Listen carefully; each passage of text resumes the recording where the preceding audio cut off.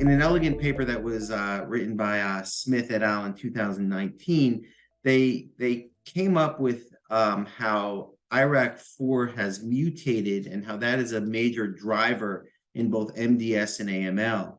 And this IRAK4L, or the IRAK4 long protein, is actually very prevalent, particularly in the spliceosome mutations in MDS and AML. And the spliceosomes are very important in terms of targets, because in MDS, spliceosomes occur in about 50% of the population.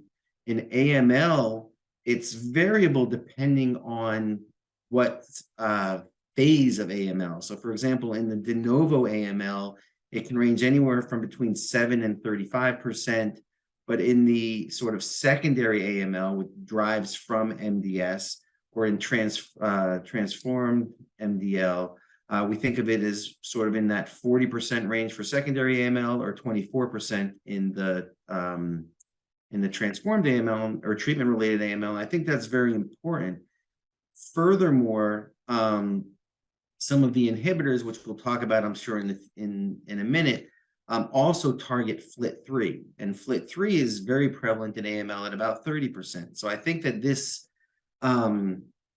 type of target is very fertile ground in terms of treating both MDS and AML.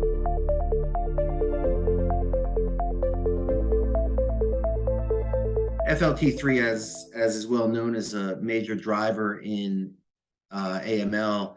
And there have been numerous FLT3 inhibitors, which go back to the paper from Rich Stone from the Ratify trial, to gilteritinib, and soon to be quizartinib.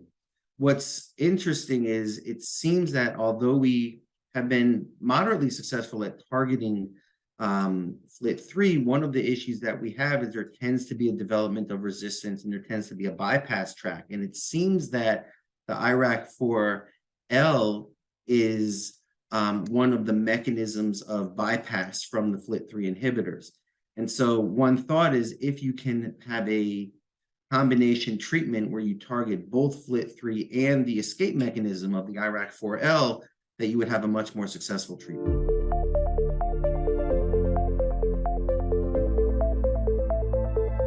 Emavusertib is an IRAK4 inhibitor. And what it basically is doing is blocking the IRAK4 that is bound to the midosome. And by having that blockade, you then block the overactivity that you see downstream of NF-kappa B.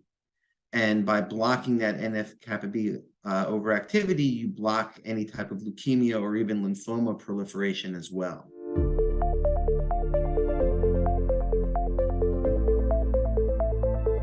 I believe that use of an IRAK4 inhibitor, something that inhibits this IRAK4L protein, is going to be very important. Like I said, it's very fertile ground for the treatment of MDS and AML.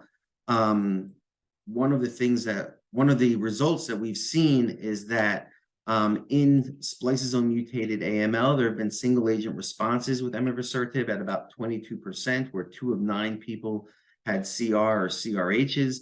And similarly in FLT3, where we talk about the dual activity between IRAK4 and also FLT3 inhibition, we've seen 2 of 7 patients have CR or CRH responses.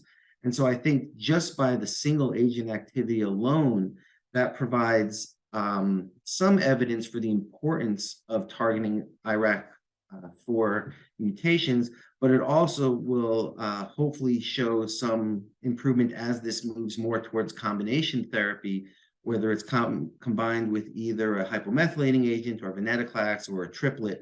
I think that is going to be the next step. And I think there will be some hopefully excellent responses and much broader responses, because you're not only targeting some of the direct inhibitory properties with the spliceosomes, but you're also targeting a bypass mechanism as well. In terms of lymphoma, it really reacts by a different mechanism. It still is having an IRAK4 inhibition, but it is moving towards blocking toll-like receptor. And so there's some data that talks about benefit as a single agent, but there's also a lot more data that talks about combination with the BTK inhibitor ibrutinib. And so I think that's going to be a similar fertile ground for treatment in aggressive lymphomas.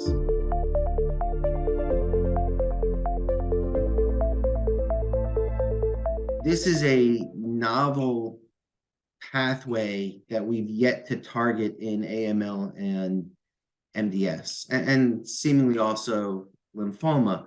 We tend to get overexcited about novel pathways, but I think this is a pathway that is really going to be beneficial because of its dual option of bypass treatment as well as primary treatment with spliceosome mutations. And with the high incidence of spliceosome mutations, I think this is going to be a very exciting drug that we can be somewhat confident and optimistic with in the future.